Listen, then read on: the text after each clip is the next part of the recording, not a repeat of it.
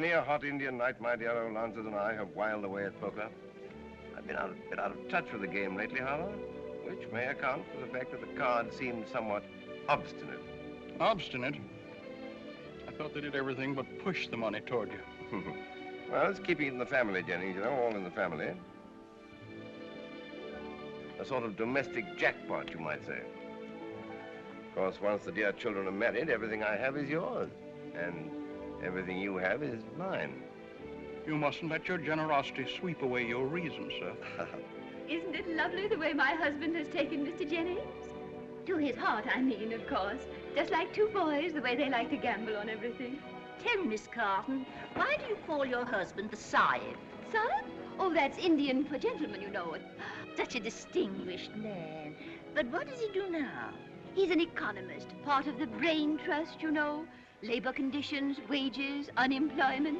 The Sahib doesn't believe in unemployment. He doesn't? He thinks it should all be done away with. How interesting. He says the only way to do away with unemployment is to do away with employment. If nobody worked, there couldn't be any unemployment. And so the Sahib hasn't done a speck of work for years. Passive resistance, you know. Gandhi? How clever of him. My son feels the same way about it. He's terribly clever, too. And so charming. And soon to be your son, too, Mrs. Jennings.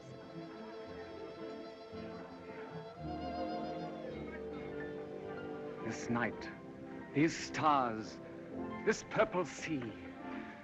Why were they planned? With what in view but for a setting of our love? Mercy, Richard, you do think up the prettiest poetry. Honey, you just make me want to cry. Love and tears go hand in hand, Adela. That's life. I was just thinking how romantic our marriage is going to be. We were just made for each other, weren't we, honey? We were, Adela. We are each other's destiny. But I do not understand why your brother's marrying that girl. She's very ugly and she's very stupid. Oh, he loves her, Duncan. Love is strange. Did you say you have something you want to show me? I did that. Our engagement ring, I sent for it. Oh, isn't that wonderful? I can hardly wait. I hope you weren't too extravagant. It's no valuable ring, but it belonged to the McGregors. That was my mother's name. Why, it's lovely. I love sentiment. So much better than all the diamonds. I'd like to give you diamonds, Georgian, and pearls, too. Would you really? But I'm no a wealthy man. Oh, now, don't try to make me think that, Duncan. You're sure they're the Carltons, Sergeant? Positive, Lieutenant. The Monte Carlo police sent photographs. Four of a kind. And the kind we don't want around here. Come on.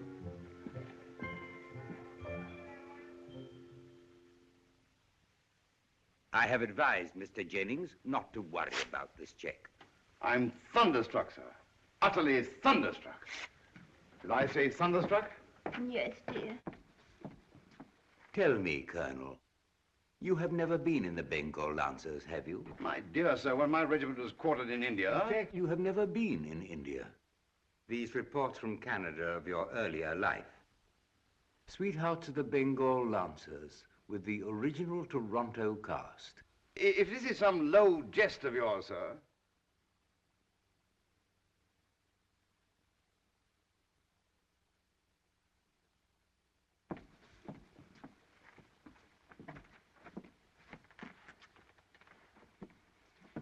What is the proposition? The municipality would feel a distinct gratitude if you would be kind enough to continue your operations elsewhere. If I were so disposed, sir, I would consider your remarks insulting. What my father is trying to say is that we would be very pleased to cooperate with the municipality, but unfortunately we have no money. In fact, thanks to your interference, you find us completely destitute. Mr. Jennings thought as much and asked me to present you with these tickets to London with his compliments.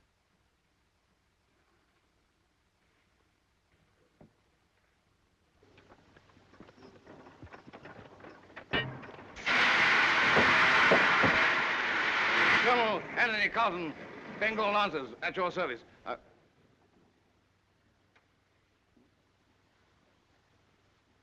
You haven't changed much since those days, darling. That's all right, eh? Only your hair's really getting gray now instead of being wig.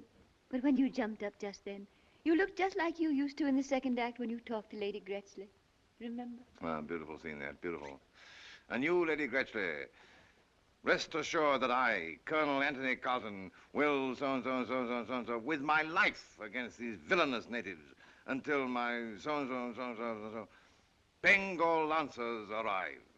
Colonel Anthony Carlton. How we loved that name when we first rehearsed the play that night in Toronto. We've sort of taken the name for granted now. Do you remember how they always cheered at my speech at the end of the second act? So, forward, march! Splendid play. Well, it had its moments, my dear, it had its moments. He's very well known as Algy to the girls of Mandalay. He was a platinum something Algy, so bold, so brave, so gay. He's a favorite Algy, how he made the barmaids sigh. He was a Algy, and a Piccadilly captain with the little blonde. Tell me just one thing, please. What have you to sing about? They're getting sentimental. Come on. Let's get out of here.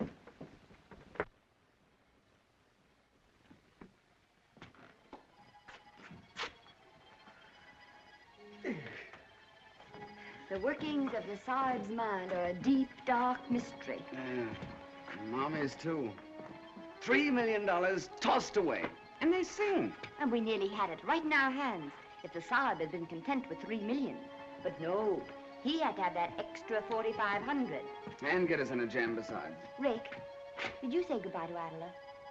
Saying goodbye to $3 million was all the goodbye I could stand. I just wish we knew what we're going to do now. I've never been so hungry in my life.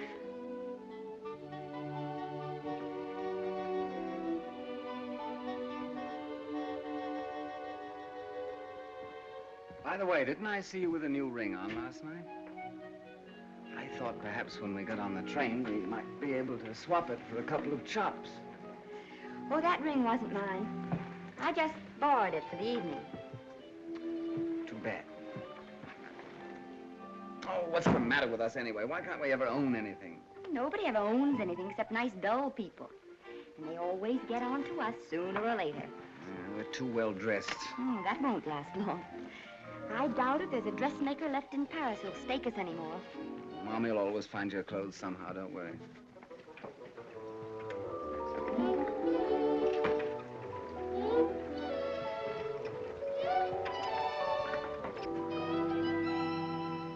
Bravo, bravo. She thinks we're sweethearts. Rick, did you ever know anybody who married for love? I mean, where somebody who didn't have any money married somebody who didn't have any money. What did you say they married for? Well, for love, you know. No. Do you think people like that are ever happy? Anything particular in mind? Oh, no, I was just thinking. Well, there's Mommy and Saab. They seem happy enough, and I can't think when they've ever had any money. Oh, they're different, though, poor darling. How? Oh, both a little balmy. I mean, just normal people. People who work for a living. What are you getting at? What's happened to you anyway? Why? What do you mean? Well, what are you getting so soft about? Soft? Oh, I don't know what you're talking about. It's only... Only what? Only... I didn't even say goodbye. Oh, you're not in love with that Scotsman, are you? Oh, how could I be in love with him? He hasn't any money. Well, then I can't think what you have to cry about. Oh, well, neither can I.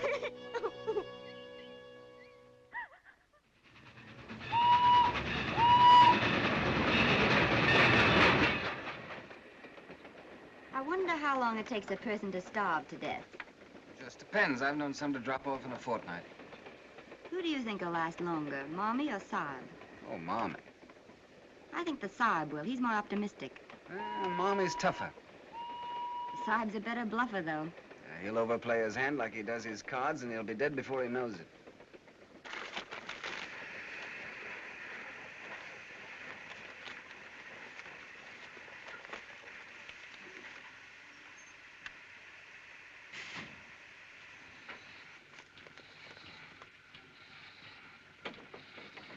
This way, sir. Police. Cheating at cards. Fortune hunters. Bengal lancer. Oh. Oh. Oh! Come here. Why, hello, Duncan. Where did you come from? And don't try to be offhand with me, Georgian. I'm very, very angry. I had to take a flying machine to catch you, and I cannot afford to hire flying machines to chase you about. Well, nobody asked you to chase me about. You're a daft and undependable female. Don't you dare address me that way, Duncan McNair. Stand still and listen to me. We're going to be married to each other. We're not going to be married to each other. I don't care if your father does cheat at cards. I forgive you. You forgive me? Your brother's a worthless fortune hunter. But I forgive you because you're only daft and I can cure you. You can't cure me. I mean, I'm just as worthless as they are. You're not. You're a good girl, Georgian, and you promised to marry me. Yes. And you know why? Why? Because if Richard married Adler, we would have had $3 million and we all could have lived on it. That's why. You're a hysterical woman. I'm not hysterical. I'm just hungry. Oh, I'm very sorry. Come along, I'll get you some dinner. All right, I'll go get Mommy and Sahib and Richard. What? Dine with that family? I wouldn't be seen dead with them. And I wouldn't be seen dead with you, even if I was starving. All right, you don't have to. All right? Well, don't follow me about. Just go away and leave me alone. Aye, once and for all.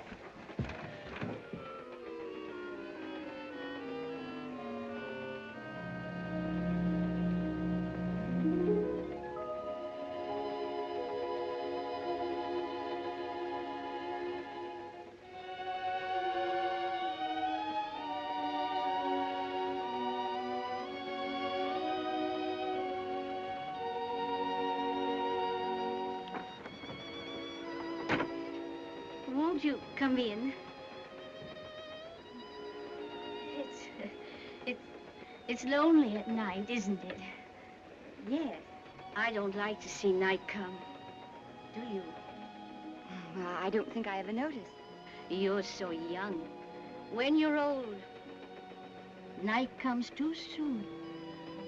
Always.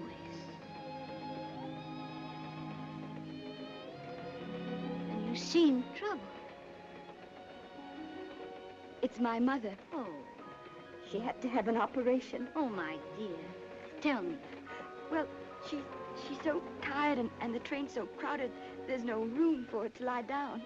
You see, we're second class. And here I am alone in this whole compartment. Oh, you must bring her here. Could I? Of course. Well, it's all been rather difficult. I mean, with the Sahib, too. That's my father. He can't help much. He was gassed, you know, in the war. Oh, you must bring him, too. Oh, may I really? Of course. It's awfully good of you. Oh, it's good of you to trust me. It's so rarely we have the privilege of helping one another. You try to look hungry, Rick. She may take the hint. You mean to say I don't look hungry? Oh, dear, what kind of an operation did I have? Any kind you like, but don't offer to show the scar. Don't you think Mommy ought to lean on me? It makes me nicer. All right. And you were gassed in the war, you know, Sahib. I imagine I sort of wheezed. Here we are. Now, don't overplay your hands, any of you. Trust me, my dear.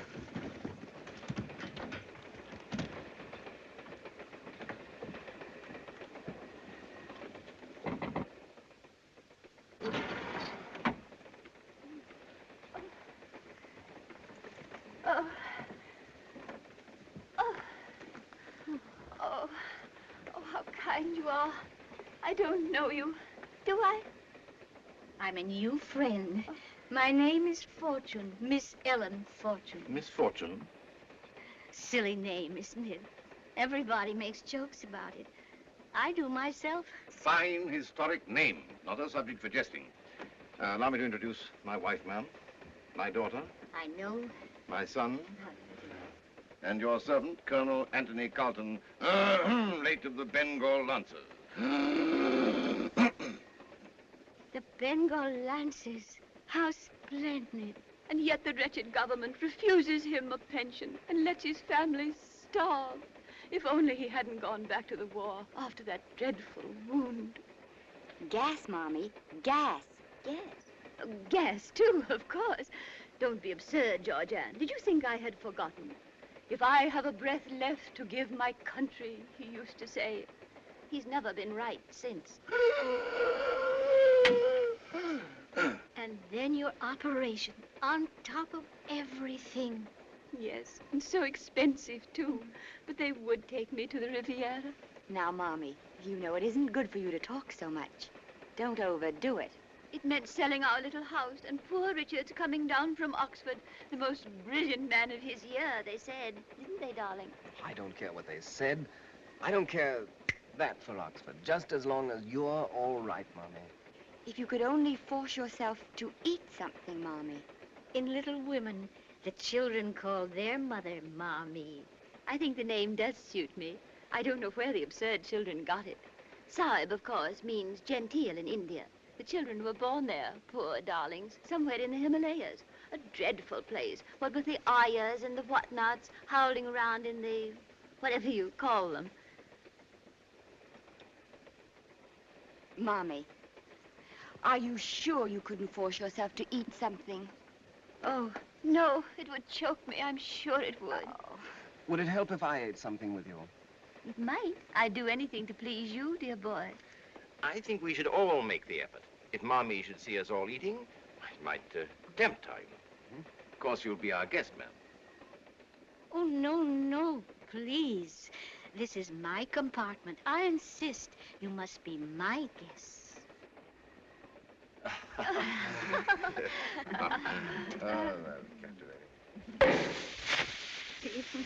So often I've tried to imagine parties like this when I might be with friends, celebrating with them on birthdays. My little girl's going to have a birthday this year. Let's say it's her birthday now, tonight. Just 20-odd years ago today, somewhere in dear old Ireland. If I had thought 20-odd years ago that my little girl would come out in a French railway carriage... Pretending it's a birthday. If I had pretended 20-odd years ago that my little girl would be born in a French railway carriage... Can I help you, darling? If I had pretended 20-odd years ago that I would give birth to a little French railway carriage, egad, I'd have shot myself. You must forgive the Sahib.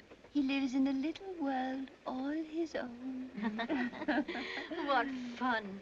You're all so young in heart, like John Dickey. Won't you have some champagne with us, Miss Fortune? What a shame. Oh, forgive me. I was just thinking of the hundreds of bottles in the big house at home. Just gathering dust. Really, ma'am? Hundreds of bottles? There, I'm not going to think of that lonely old house now. This is the first real party I've ever had. All my life, I've had to live quite simply.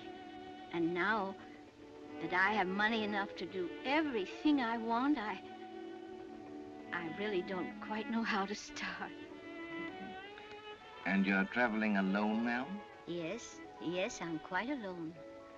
Oh, I've seen many lovely things on this little jaunt, but I've had to see them alone. And after all, we see them best, really, through the eyes of those we love. Wasn't it Rossetti who said something like that somewhere? Beauty without the beloved is a sword through the heart. Why, I don't remember. So you see, this has been a rather sad journey until now. You've made this my happiest day. Delighted. Pleasure's all ours, my dear lady. I raise my glass for the first time in my life, gladly, to Miss Fortune.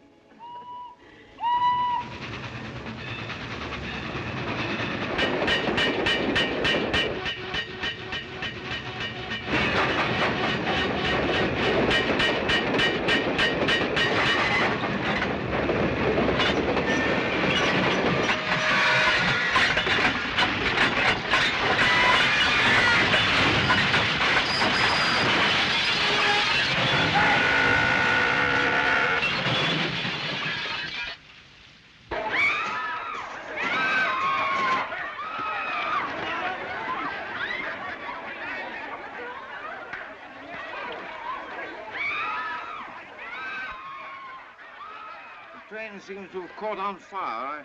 I wouldn't lie around in there too long if I were you. Come on. No, no. Where is she? She's dead. She isn't dead. Well, I don't think she's even hurt. Well, I thought for a moment. Poor old girl.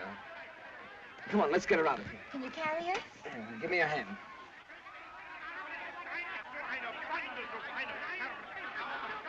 Sure you're not hurt, my dear? I don't think so, Saab. I don't know how you're supposed to feel after a train wreck.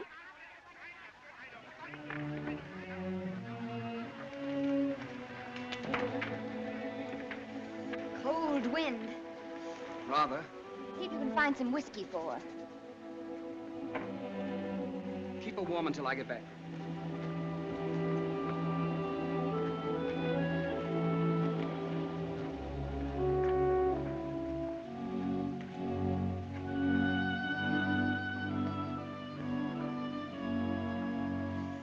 Now, I'll probably die of pneumonia.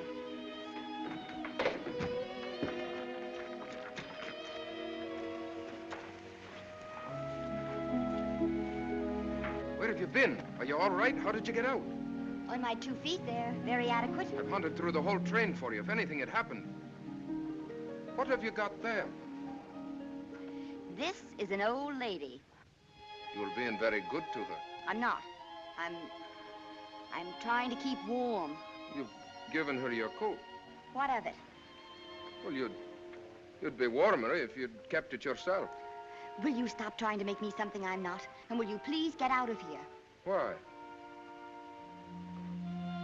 Now, let me tell it to you, Duncan, and tell it to you fast. I'm up to no good and you're just interfering. Get out and leave me alone, once and for all. Aye, once and for all. The relief train will be here soon. I'm glad you're safe.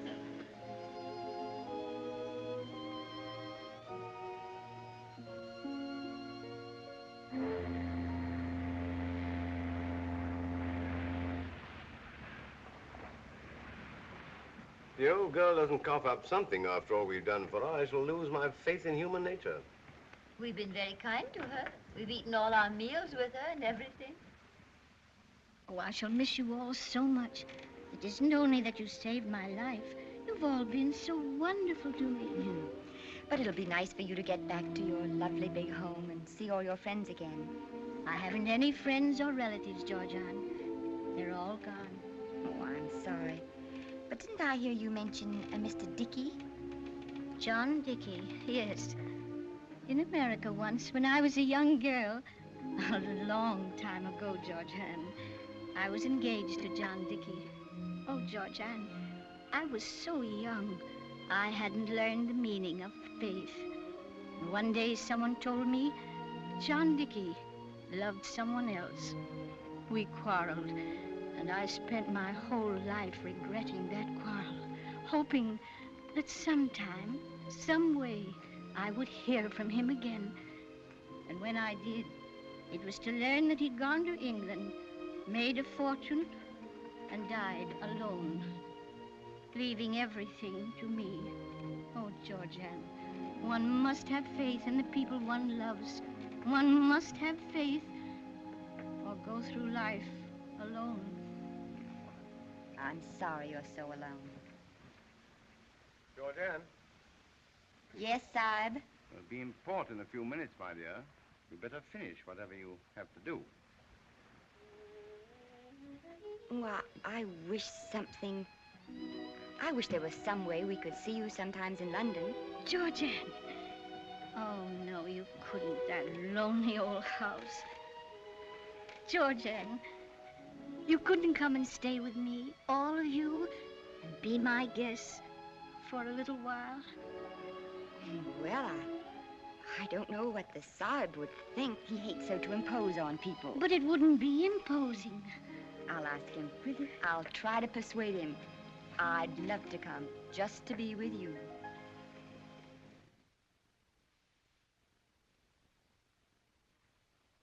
Miss Fortune, it's good to see you.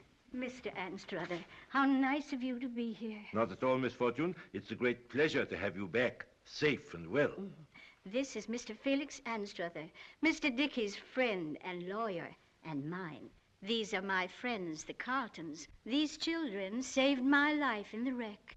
I'm sure I'm most grateful to them for that. And now, they've promised to stay here with me just as long as they can. Really? Here in this house? Miss Fortune seemed lonely, and we thought we might stay with her a few days. That's very considerate of you, I'm sure. Now I'm afraid I must leave for my train. Well, well. Where are you off to? Paris first. I was thinking I might need a lawyer myself pretty soon to manage my affairs. Perhaps on your return. I shall be very happy, Colonel Carlton, to look into your affairs as soon as I return. Good day, Miss Fortune. I'm very sorry indeed that my business takes me away at this time. I'll see Mr. Anstruther to the door. Perhaps we could have a hand or two of poker when you come back. Bon voyage.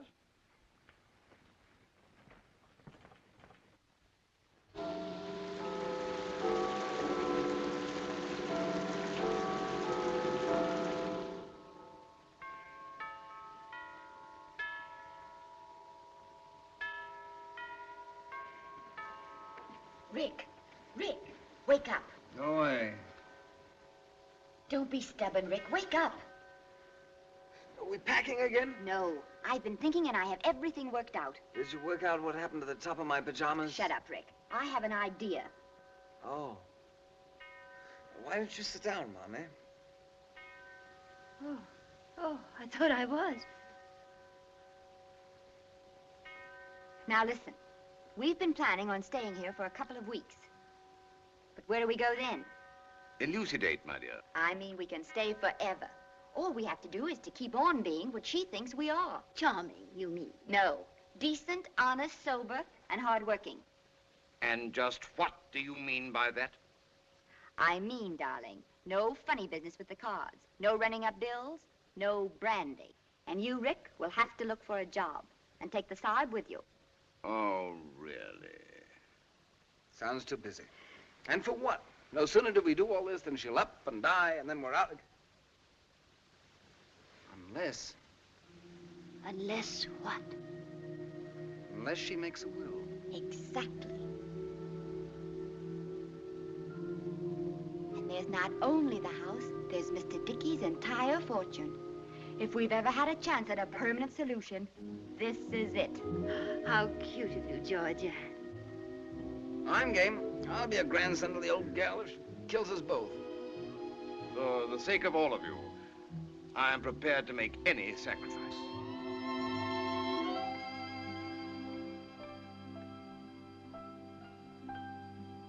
You don't have to worry about me, John.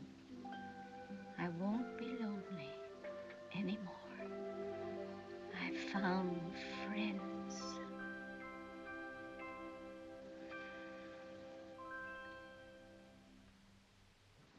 Retired Indian Army officer with no previous business experience seeks important position of trust.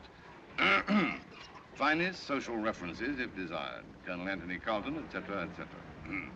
Oh, I say, supposing some blighter should answer this. Si, what a ghastly idea. I know.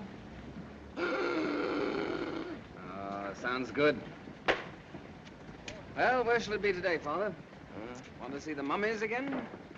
Oh, mummies are a bit dead, don't you think, for such a beautiful day? Yeah. National Gallery? Painting? No.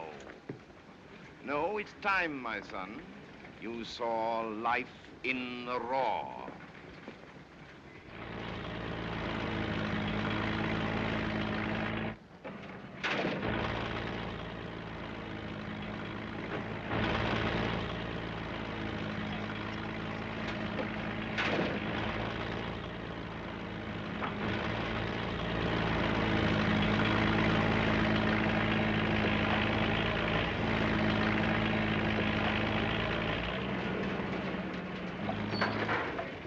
Interesting phenomenon, that.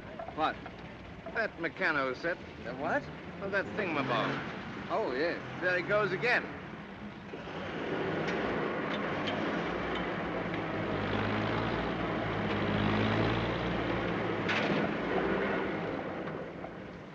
But look at all those little fellows down there. Upon my soul, I don't see what pleasure they get out of it. Still, that little fellow over there looks rather sincere. You think so? Hmm. He picks up a sack from that pile, carries it over and puts it on that pile. And he goes back for another. Well, he must get some enjoyment out of it. But on the other hand, I don't see what he's after in life. I don't see his reasoning. No reasoning involved, my boy. Instinct, biology. Something tells him to carry the little sacks back and forth, and so he has to do it. I see what you mean. Interesting problem, isn't it? Capital, labor, classes, masses, no jobs, no leadership. I wish I were younger, my boy. Lunch. High time, too. And a hard morning.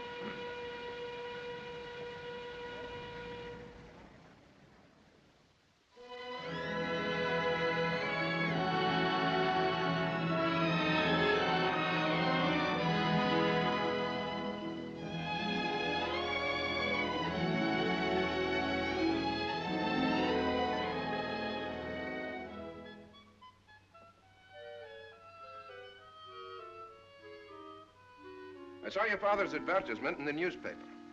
Oh, of course. I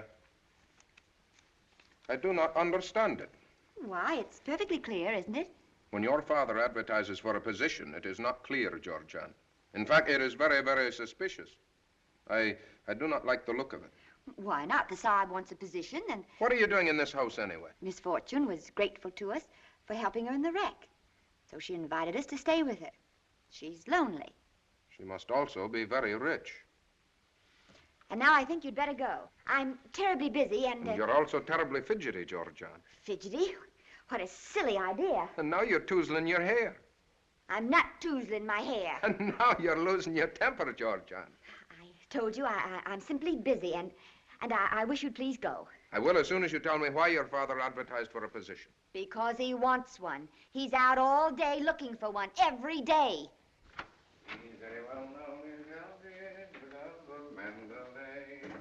He's the captain of London's Algiers. Is that you, Saab? Yes, my dear. Did you have a successful day, darling? Very successful, yes. Enjoyed the digging very much. Richard couldn't tear himself away. You remember Mr. McCrae. Well, upon my soul. Delighted to see you again, my boy. What did you say the name was? McCrae, Duncan McCrae. Oh, yes. I understand you have been looking for a position, sir. You've been looking all over London, haven't you, Saab? I'm not ashamed to admit it. Not a stone unturned. Ready to accept anything. Anything. Forget dignity and all that, you know. Soldiers trained to take the bad with the good, and vice versa. Perhaps I can be of service, then. I have found you an excellent position, sir. I beg your pardon? You see, I happened to run across your advertisement. Indeed? But that's wonderful, isn't it, Saab? What is the position? It's with a motor company run by friends of mine. They need salesmen. Your father seems to have all the necessary qualifications. No previous business experience, finest social references. I think that's splendid, Duncan. Just one moment. I can't tell you how we appreciate it. Just a minute, dear. And now poor Saab won't have to keep Halt! doing... Very friendly of you, my boy, very. But I'm afraid my capacities are entirely unsuited. Oh, Saab, you know you have capacities for anything. In that case, sir, if you will report at the Wombat sales room at 9 o'clock in the morning. Good afternoon, sir. Good afternoon.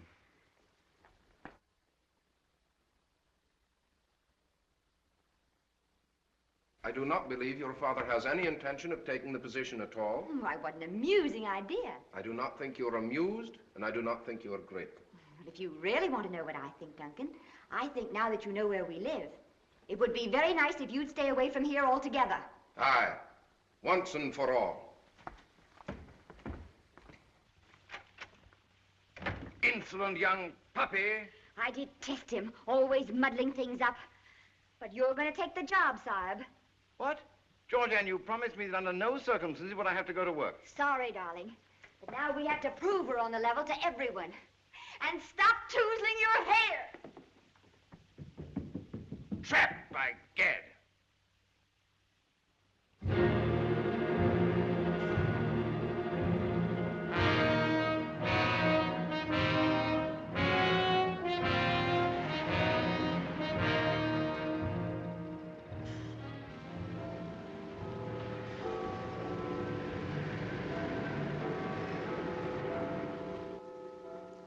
9 o'clock? I'm afraid so, Sahib. Well, I'll never forget the pleasant days we've spent. We never did half the things we planned to do. Too late now, I'm afraid. I wish we could at least have got to the aquarium.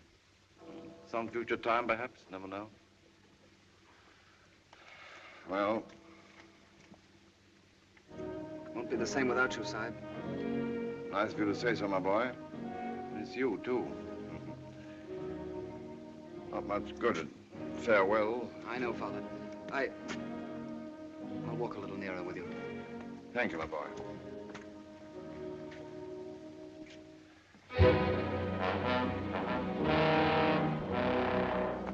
Goodbye, my boy. Goodbye, Father. Don't be too lonely. I'll try. Well, better go in. Huh?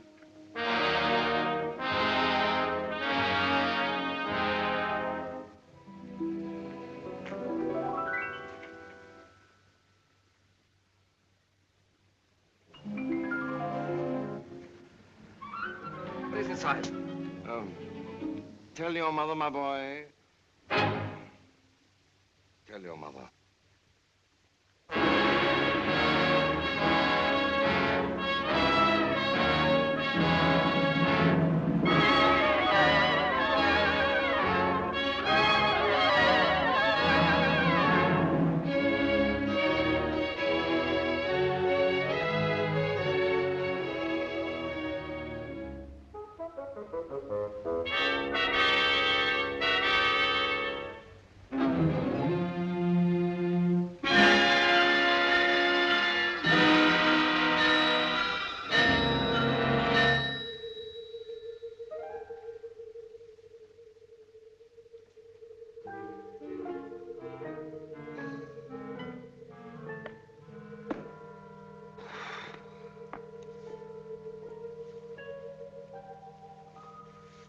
Are you sure you're quite comfortable?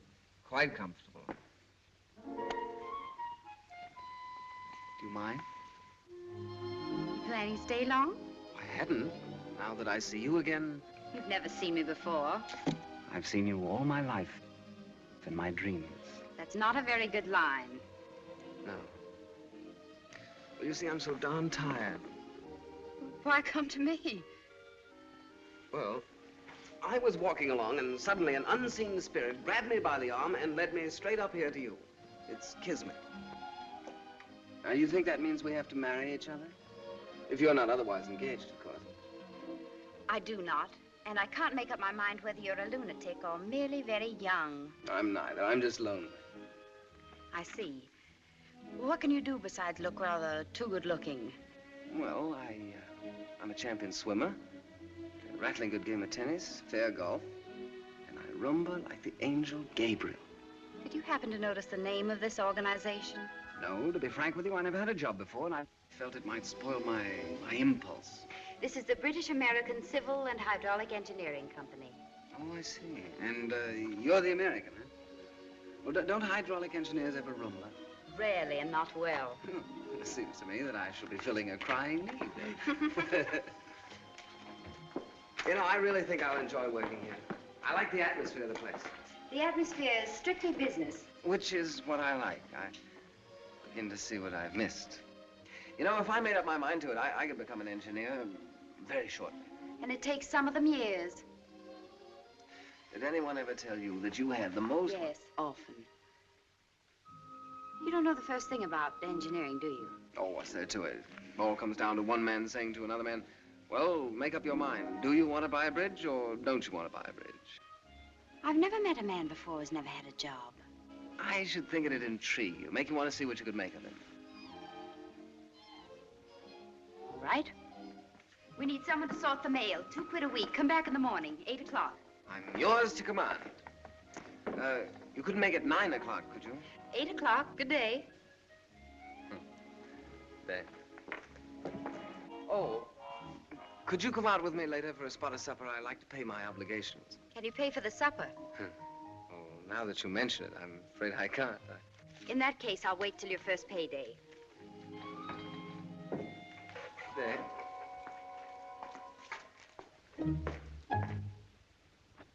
She pretty? Come see, come ça. Is she intelligent? She typewrites well. Is she fun? She's a business gal. There must be something about her for you to take her out. There is. She's my boss. And it's a very sound policy, my child, to keep in the good graces of one's boss. Has she a lot of money? I've no idea. I rather think not. Guess whom I ran into today? I couldn't possibly imagine. Who? Adela Jennings. Adela?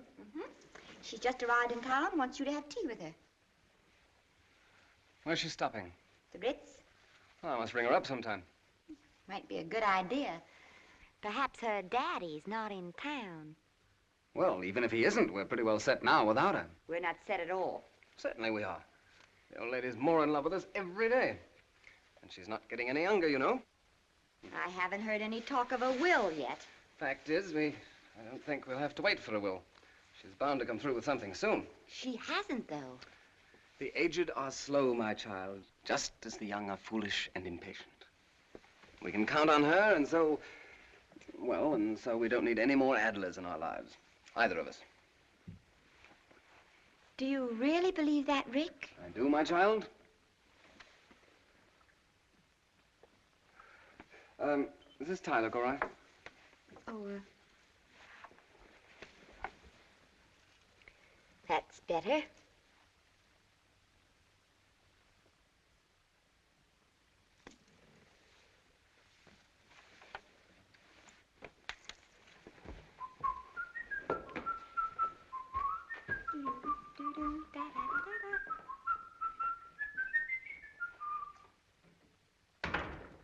Good evening, Side. Evening, boy. How are all the little wombats feeling tonight? Couldn't feel better than I do.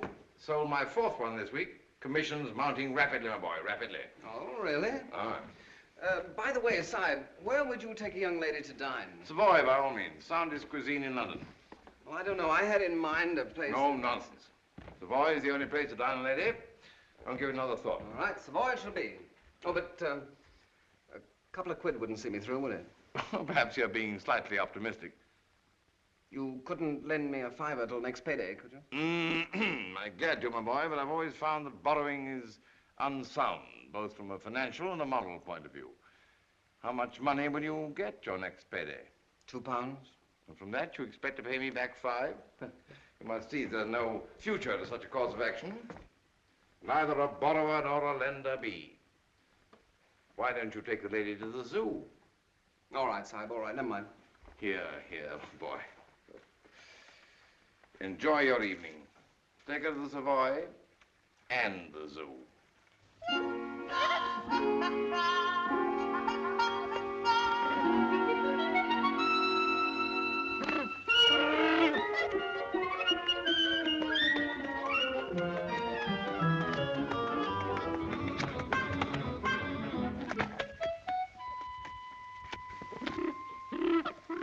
Oscar, I'd like to present Miss Leslie Saunders, my boss. Oh, you really must forgive Oscar. He's a sensitive, lonely, disillusioned soul.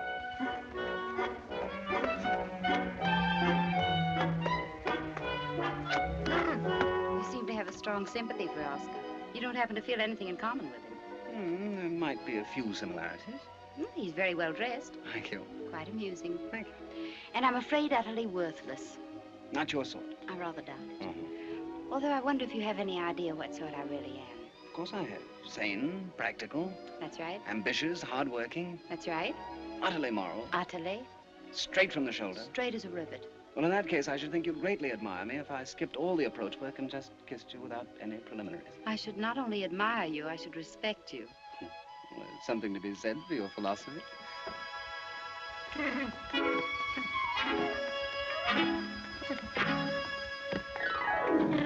Oh, there go my cigarettes. That's all right. I'll buy you some more.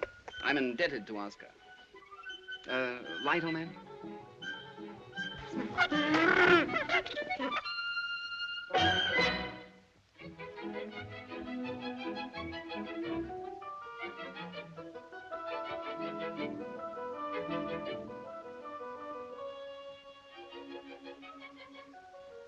Seven. No trump.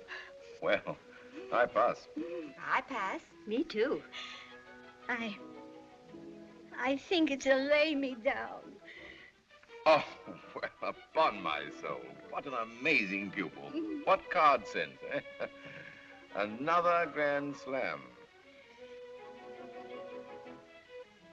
You must be the kind of person one is warned against on ships. On ships. Mommy means people who play cards dishonestly. Have you ever known any such people? I'm glad to say that I never had the bad fortune to encounter any of those miserable scoundrels. I should think they must be most unhappy. Unhappy, ma'am? Don't you think so? It seems to me they must always be outside of everything. They must be so lonely, so friendless. Very possible, ma'am. Very possible. It's way past your bedtime, Miss Fortune. Oh.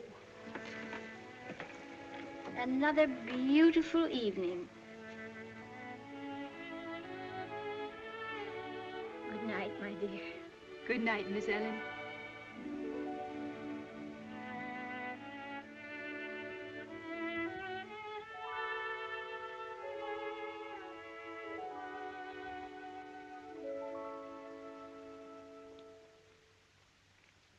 Honored, ma'am.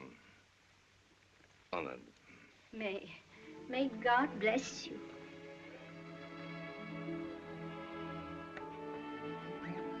Don't bother to come upstairs, dear. Good night. Good night.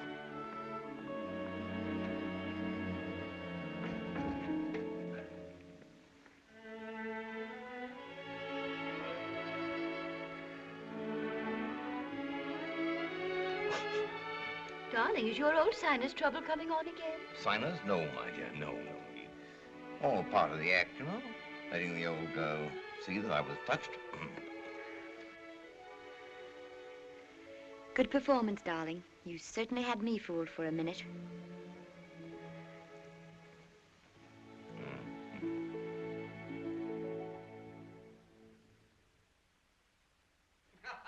Mind your feet in the stair, Mom. You take the high road and I'll take the low road. And I'll be in Scotland before everyone in the house. For me and my true love will. You idiot. Stop. It's all right, old pal. I take care of myself very nicely, old pal. I brought my old pal home with me, Georgia. Yes, I know. We're all palsy-walsy. Now sit down before I knock you Have down. to undress myself. Take off my shoesy-woosies. I'll help you. You've helped him enough. That's right. Take off my own shoesy-woosies. It's very considerate of you, Rick. Yeah. First my shoesy-woosie. Then my socksy-wocksy. Then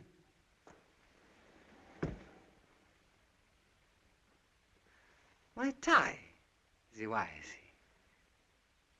I give you my word of honor, Georgiana. I haven't the slightest idea. You did it on purpose. I did not. How could I know that one bottle of champagne and a few small brandies could make any grown man drunk? Why did you give him anything at all? I tell you, I just happened to meet him and we'd celebrated. Celebrated? With him? You said you wouldn't be seen dead with him. You must be drunk, too. I'm not. I can't be. None of us McRae's is capable of being drunk. We've tried.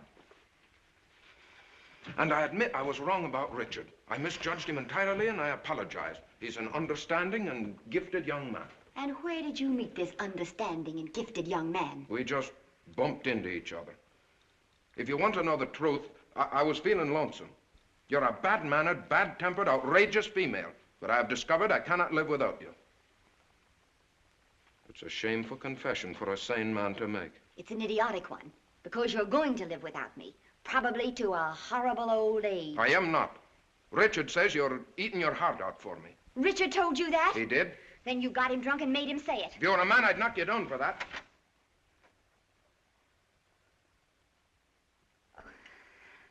Oh, I'm dreadfully sorry.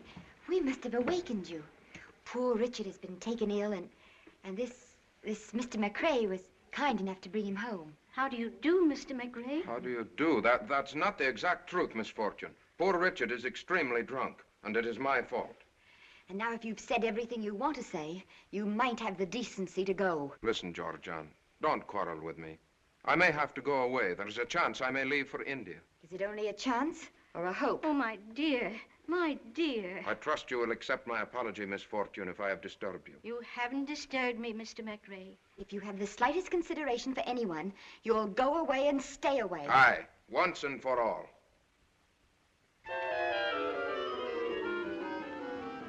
Oh, my dear, my dear.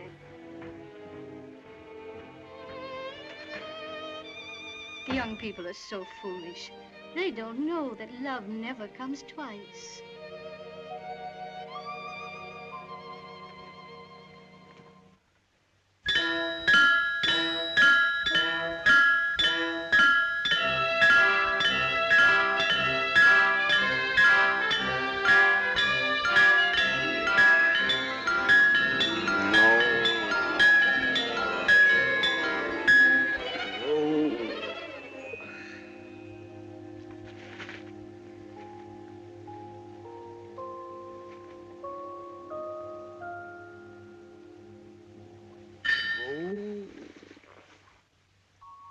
Does it hurt much? My head is on wrong. I know just how you feel. Oh, I've been intoxicated, too. You have? I was quite a young girl, but I've never forgotten it. It was at a birthday party. Somebody gave me a glass of punch, and then the trees started going round and round. I know. Wasn't there anyone there to put ice on your head? No. But there was a boy there who was very kind to me. It was John Dickey. He let me hold his hand tight to keep me from being flung into space. Well, that was darn decent of him. Yes, he was a very nice boy. And he had a little white dog with him. She had a black spot, like an enormous eyebrow over one eye. Sounds like a very nice little doggy. It was. Does your head feel better? Much. I say, please don't think badly of me. Why should I think badly of you? You were only being gay and happy and proud, perhaps, of your job. And most of all, young.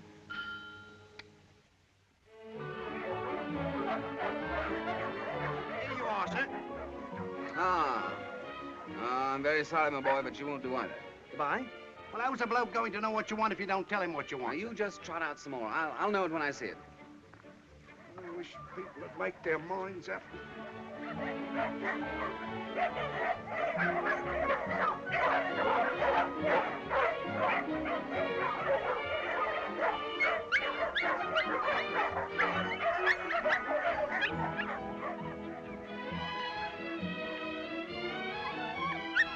Oh, this one's a darling, Richard. But he's not vivacious. Oh, he's just sleepy. The dog I want must be vivacious and sleepy. Besides, he's cross-eyed. You're mad. His eyes are as straight as mine. Hazel. You're difficult to please. On the contrary, I like Hazel.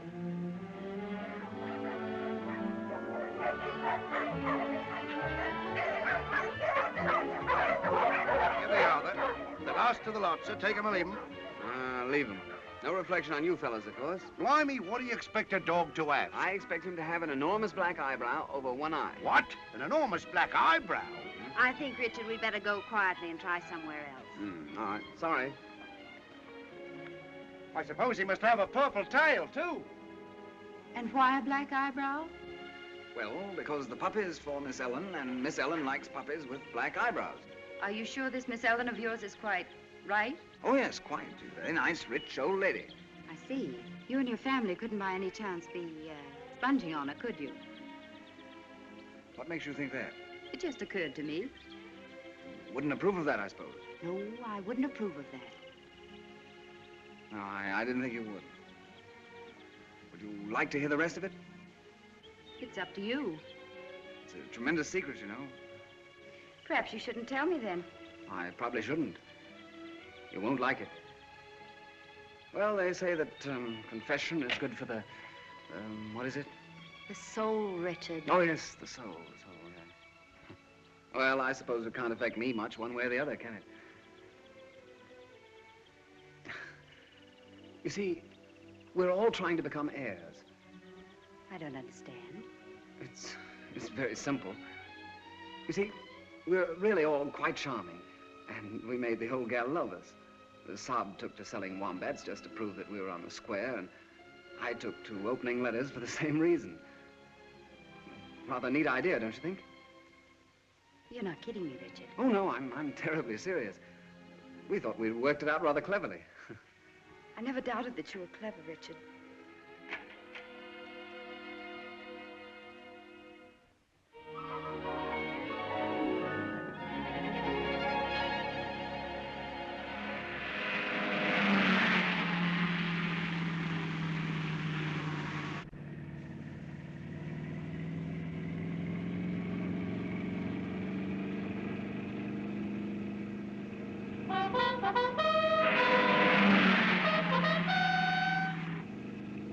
Just getting her warmed up, ma'am. Oh, why didn't Miss Georgianne come? This would have cheered her up so. Now, do you want to see what a wombat will really do, ma'am? Yes, yes.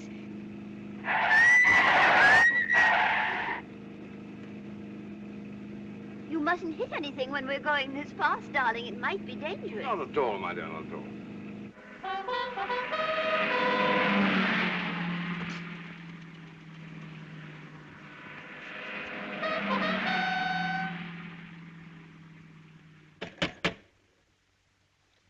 I'm afraid I have won again, Miss Georgianne.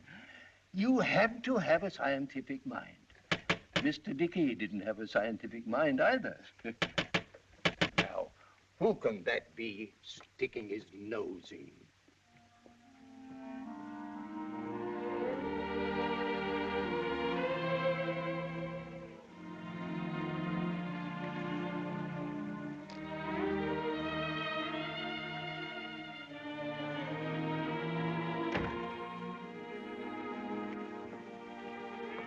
Who was it, Andrew? Oh, it was only that young Mr. McRae. Mr. McRae? Yeah. Why didn't you let me know? He was calling on Miss Fortune. Oh. I told him you were in, but he said he only wanted to see Miss Fortune. Thank you, Andrew. Would you care for another game, Miss Georgianne? Not just now. Thank you, Andrew.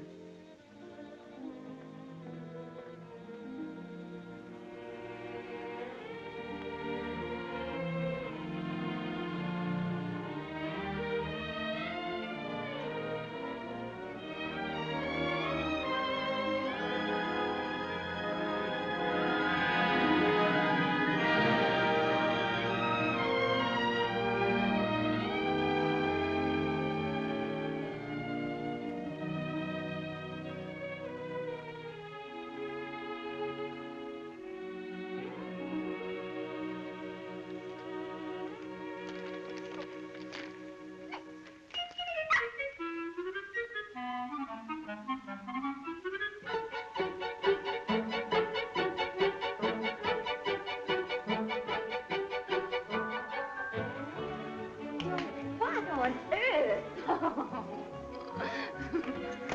Isn't she a dream?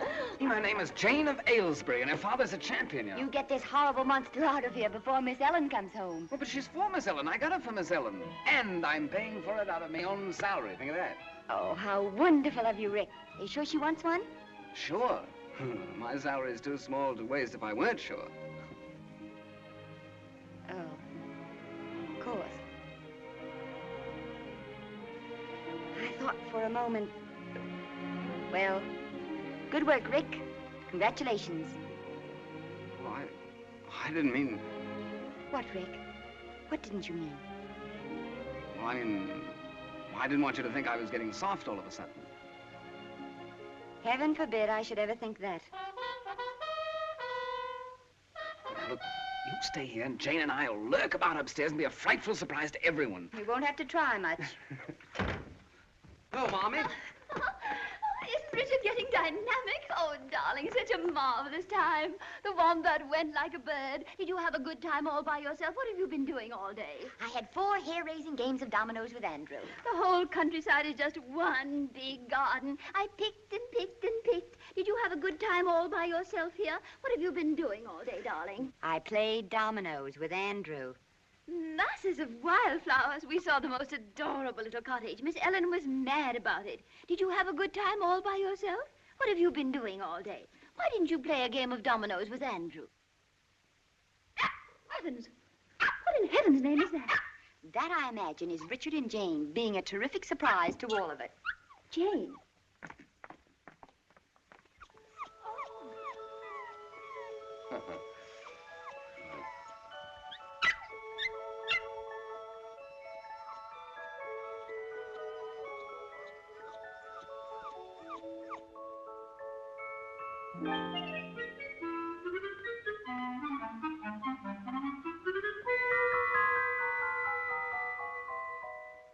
It can't be very amusing for a young girl to be spending so much time with such an old lady.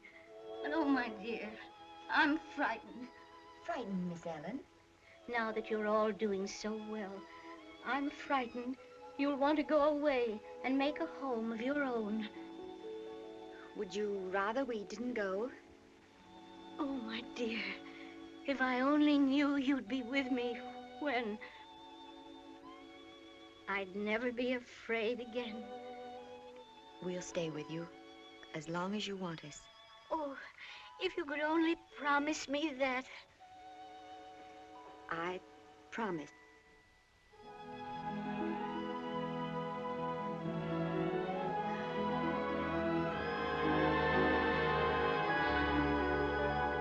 Did you get the old lady to bed, darling?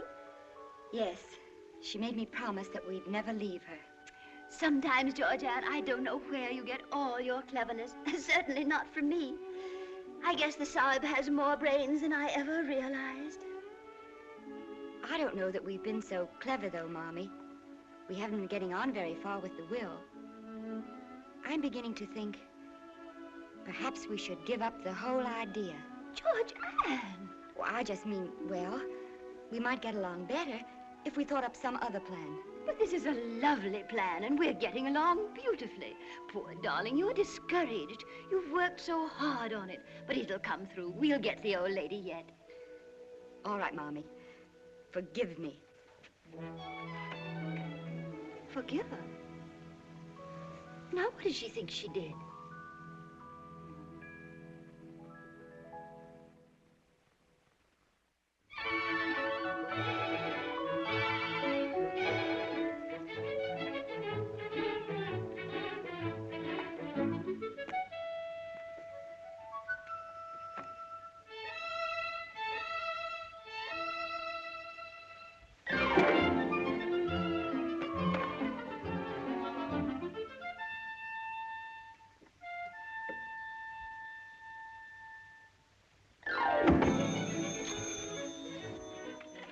Hello. How do you do, Miss Fortune? My boat sails on Monday. Saturday night? Well, that's very kind of you, but I seldom go to parties nowadays. Well, if you're sure Georgianne will no be unpleasantly surprised, I promise to stay away from her once and for all. Well, since you're certain, I'll be glad to come. And it's very, very kind of you to ask me. Good day, Miss Fortune.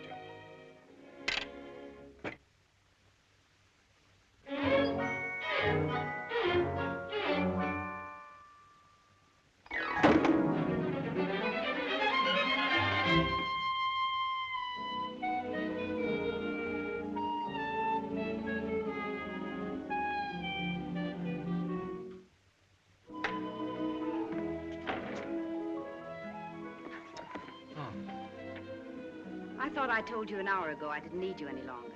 Oh, that's all right. I just had a little reading to do. Take you home? I think not, thank you. Sorry. Why, say, you wouldn't like to do the town, would you, with Miss Fortune and the Carlton family on Saturday night? White tie? Are you paying for the party? No, a small white dog with a large black eyebrow is about all I can afford for several weeks. How is Jane? Oh, terrific. Several slippers have gone west, and some of Mr. Dickey's antique rugs have aged perceptibly, but I couldn't live without her. Did she make your Miss Ellen happy? Oh, immensely. She's mad about her, really. Then Jane is what you might call a wise investment. As a matter of fact, I think Jane will do the trick.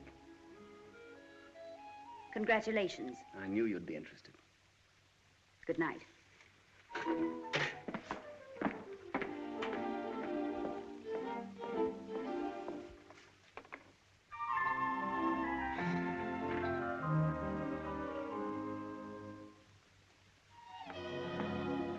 If you'll pardon my curiosity, what are you reading? Oh, this? Just something I picked up. I'm trying to find out why grown men waste their time being engineers. When they can be heirs? Exactly. By the way, the boss said the suggestions you made for the new building were not half bad for an amateur. Did he? Not really? Of course, that doesn't mean anything to you. Oh. It's always nice to make an impression on the boss. Mm-hmm. Well, good night. I suppose you think I couldn't be an engineer if I wanted to. Well, there wouldn't be any point to it, would there? You'll be able to buy and sell engineers one day. Yes, I suppose you're right. On second thought, I think I will go to the party with you Saturday, if the invitation's still open. Still open? Oh, it's you or no one. I have an idea about you, but it still needs just a little more work. Good night. Good night. This type of motor uses delayed combustion design or method. And that means exactly, Well, putting it quite simply, sir, that means that the cylinder head is recessed to receive the patented shaped piston, which closes off the valve area from the combustion chamber. Yes, yes. If I were to say that the wombat is the last word in mechanical perfection, I should be withholding the full truth. The wombat is above mechanical perfection. The wombat is ahead of its time, as far ahead of its time as was, well, Socrates of his. Yeah. It's a pretty thing, isn't it? Yeah. Yes. Oh, yeah. Well, Colonel Carlton, I believe in you, and I'd like to put in my order for 3 of them.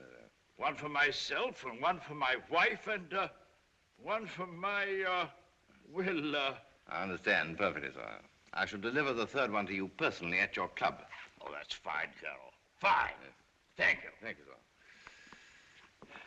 Colonel Carlton. Yes, Mr. Hutchins? I would like to have a word with you. Always a pleasure and a privilege to chat with the managing director of our company, Mr. Hutchins. Colonel Carlton, I have always made it my custom to know the men who represent the Wombat, to look into their past records. Past records, sir? Records aren't always quite fair and all that. On the contrary, Colonel, I think your record does you full justice. All I can say, sir, is that since I've been with the Wombat, I've done my best. Sometimes an executive's position involves unpleasant duties. Yes, I quite understand, sir. On the other hand, sometimes those duties are a distinct pleasure. This is one of those pleasurable occasions. The board has decided that a man of your obvious talent is wasted as a mere salesman. We are very anxious that you should become our London sales manager. Take charge of this entire branch. I trust that'll be agreeable to you. Oh, well, of course... A suitable adjustment to recompense, of course. Well, I've no doubt we can come to terms with Hutchins. Oh, and by the way, some of the members of the board are very anxious to meet you. Oh, naturally, naturally. I'm giving a little dinner party at my house on Saturday night. I hope you can be there. Be delighted. Mm-hmm. Oh, I'm afraid not Saturday night, no. An old friend of mine has been very kind to me, giving a little party that night, and I wouldn't like to disappoint her. However, any other night, Monday, Tuesday, Wednesday, Thursday... Yes. Some other time. Good night. Good night. Oh, by the way, may I suggest that you take things a bit easier? Oh, we can't afford to lose you, you know. Oh, indeed no, sir.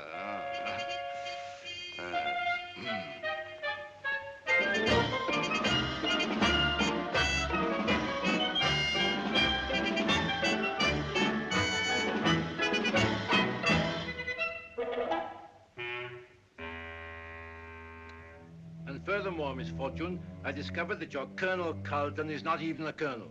He's nothing but a common adventurer and a card sharper. He and his family are well known on the continent as fortune hunters. They were last heard of when the son nearly took in a wealthy young American girl. They were asked to leave. How sad. Sad? That such fine people should be reduced to such an existence. How cruel life must have been to them. But you don't understand, Miss Fortune. They're not fine people. They're little better than criminals. And they're in your house now, living on you, sponging on you. Who knows what plans they may have against you? Now I understand so many things that used to puzzle me. Little glances they exchanged, little embarrassments they had, times when they were hurt, and I never understood why. Oh, I wish I had known sooner. I could have spared them so much. But you must get rid of them, Miss Fortune. They'll take everything you have. Oh, I'm an old woman, Mr. Anstruther, a very old woman who has led a lonely, useless life. But I've learned some things in my loneliness, perhaps because of it. I've learned not to judge people. I've learned to take them as I find them, not as others find them. And most of all, I've learned to give complete and unquestioning faith to the people I love.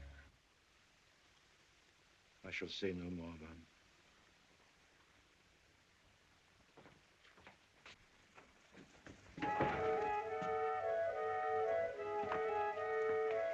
Well, how do you do, Mr. Anstruther?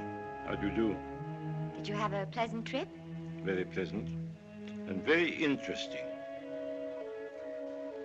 Good evening, Miss Carlton.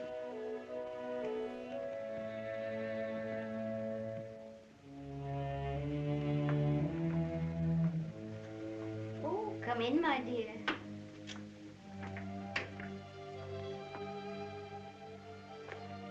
I just saw Mr. Anstruther. I didn't know he was back from his trip. Oh, yes. Sit down, won't you, dear? I've just had a long talk with Mr. Anstruther. I've realized for some time how much I've been imposing upon you and your family. Oh, not at all. I've wondered, what can they possibly gain by giving so much to a lonely old lady? Oh. And finally, I've decided to do at least everything that is in my power to do. But we don't want you to do anything. I'm sure of that.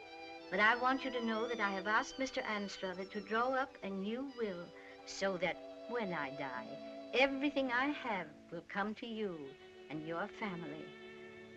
It isn't at all what I would like to leave you, Georgianne. I would like to leave you happiness. Oh, Mr. He is very well known as Algy to the girls of Mandalay. He's a captain of Lancers, Algy. He's boldly brave, he's gay. Georgianne, do you know what your father is? Yes, I think I know. Nonsense, my dear, you couldn't know. Only just happened. He's been made the headmost sales manager of the entire London branch. Yeah, what do you think of that, Georgianne? Making money on his own and everything. Oh, tut. Not big money, of course. But an impressive step, if I do say so myself. Of course it is. It's just what we need to convince the old lady. Just think how pleased she'll be. She'll think we're all wonderful. She'll think we're wonderful, all right. She does now. In fact, you don't even have to go on with it, Sahib. We've won. Whatever do you mean? She's decided on her will. We're to get the money. She's going to leave us everything she has. How too marvelous. Aren't you going to compliment Georgianne, Sahib? She did most of it. Oh, so she did, my dear. Very good. Excellent work. Wonderful. Now we're all set. Yes, we're set at last. And now, let's plan our party. can be a celebration now. We'll have a wonderful time.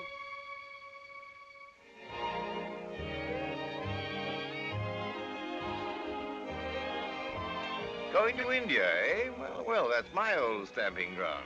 Let's give you some letters of introduction, my boy. Ah, India, India. Richard and Georgianne were born there, you know. They were.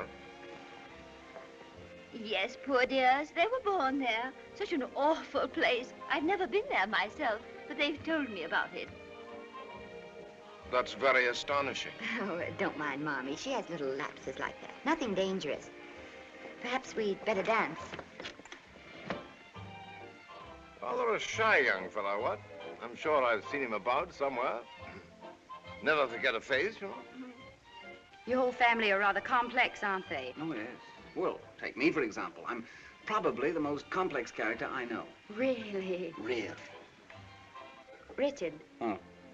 Why did you ask the boss yesterday to recommend a night school in engineering? Oh, that? Oh. I just did that to impress him. Clever of me, what? But why did you want to impress him? You're going to give up your job as soon as you get Miss Fortune's money, aren't you? Oh, I hadn't thought about that. You won't need a job. No, but... Is your father going to give up his job? The sod give up his wombats. He's sales manager in the place. Well, if your father's going to continue toiling among the wombats and you're going to spend your young life in an engineering office, well, it just doesn't make sense, does it? With a will and all that. Doesn't it? Well, it doesn't to me. It looks like a slight contradiction. Well, it does rather, come to think of it, doesn't it? What do you suppose is wrong? You. You aren't hard-boiled enough for an heir, and you might as well face it. You think so? I wonder. Come on, Richard, let's dance.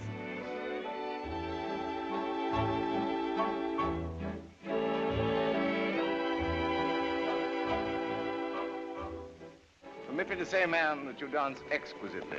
It is a beautiful dance, isn't it? With you, ma'am, it's a poem. They've made up. Oh, I'm so glad. Who? Georgianne and that nice Mr. McRae. Oh, yes. I've loved you for a long time, yes, but that doesn't mean I'm going to marry you. But why? You really want to know? Why? All right, then. Your suspicions about us were right, Duncan. We didn't love the old lady, and we didn't stay with her because she was lonely.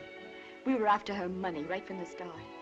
And that night you came to the house, I was afraid you'd spoil everything. I was afraid to even have you about. But you're not afraid now? No, because now she's come through. Now we're going to get her money. Oh, we're all rotters, Duncan. We always have been and we always will be. We're parasites. We cheat at cards and we lie about ourselves. And the only time we behave like decent people is when it pays. Such a long speech, darling, and I don't believe a word of it. I don't care what you thought you were up to. I don't care what you think you are. I want to marry you. Oh, no, Duncan. I'm not turning noble, but I won't mess up your life. Once I wouldn't marry you because you weren't rich enough for me. And now I won't marry you because I'm not good enough for you.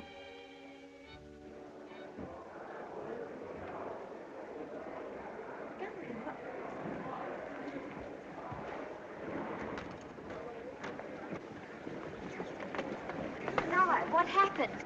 She's fainted. Those of us keep calm, you know. Old ladies liable to this sort of thing.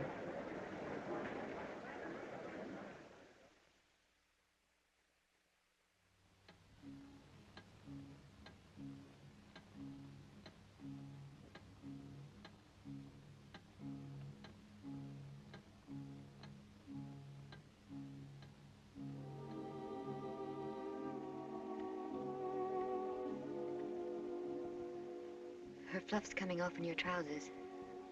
They say if you hold a puppy by the tail, its eyes will drop out. That's guinea pigs. Oh.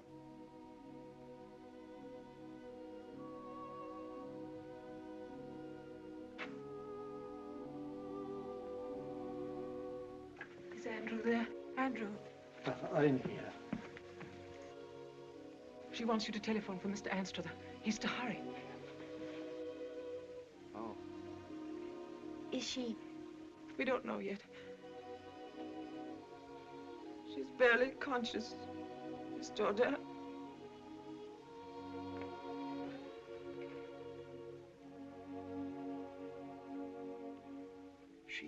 for Anstruther.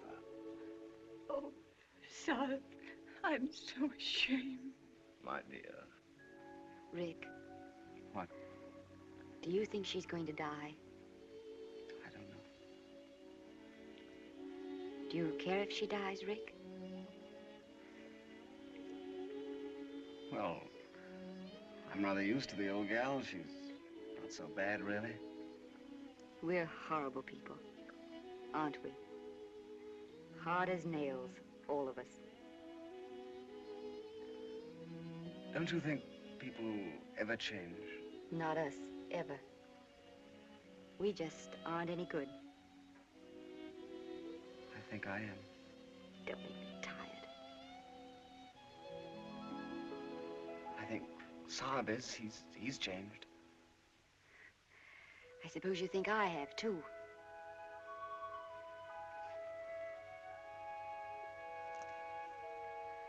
I'm about as much changed as Mommy is.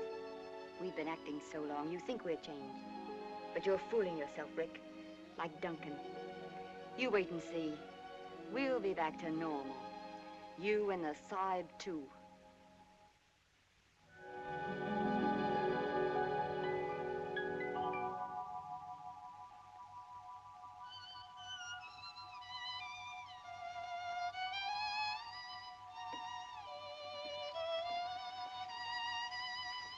Wish her luck, little Jane.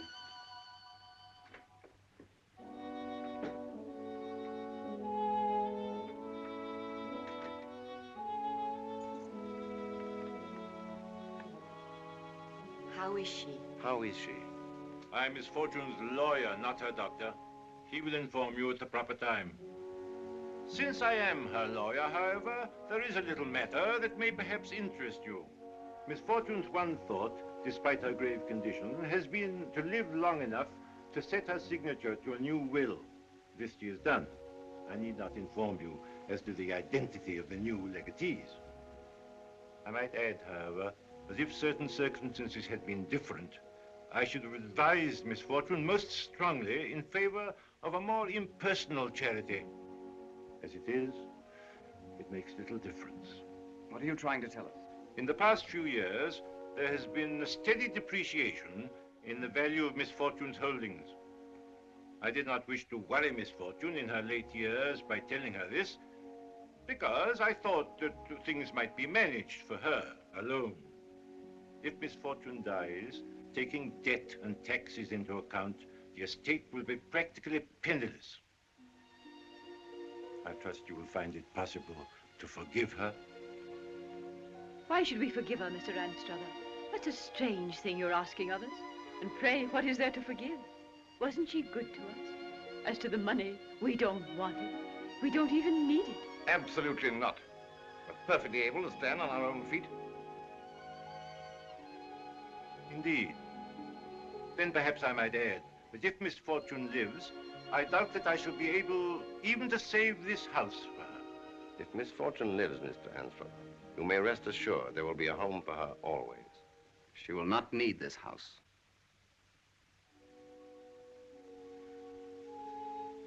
If I've misjudged you, I beg your pardon. Good day.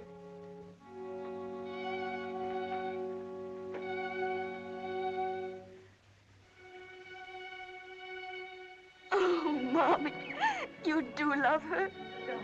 Darling. We don't want the money. We don't want it, none of us. Yeah, darling. Oh, and we really want to be what she thinks we are. Mommy, she mustn't die. We've got to show her. We've got to take care of her. She saved us, Mommy, don't you see? She saved us all.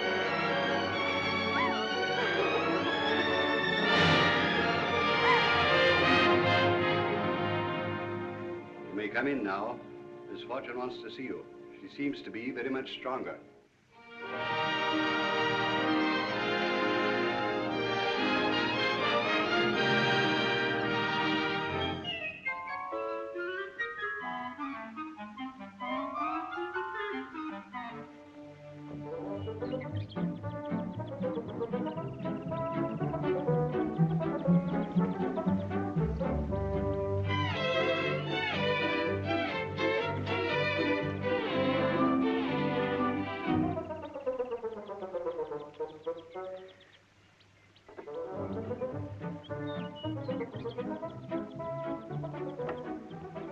better.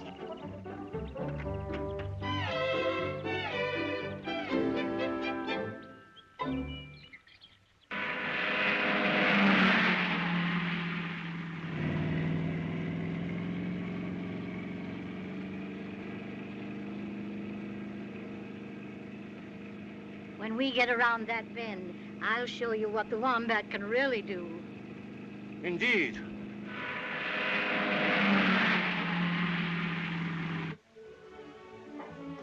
That's the best curry I've tasted since India.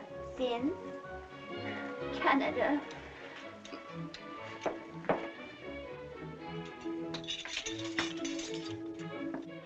You know, Mrs. McCrae, I wonder if we ought to go to India. Will you please stop talking about India? Once and for all. This day, this sun, this purple veil. Why were they planned? With what in view but for the setting of our love?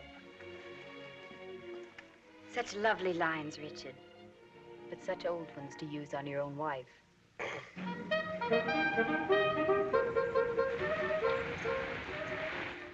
Well, here we are at my new home. Hasn't this been a wonderful drive? Yes, indeed. And I firmly agree with the words of Abraham Lincoln, that great American, of British extraction, of course, who said, you can fool some of the people all of the time, and all of the people some of the time, but you can't fool all of the people all of the time. I give you Mr. Lincoln. Ah, yes, thank you.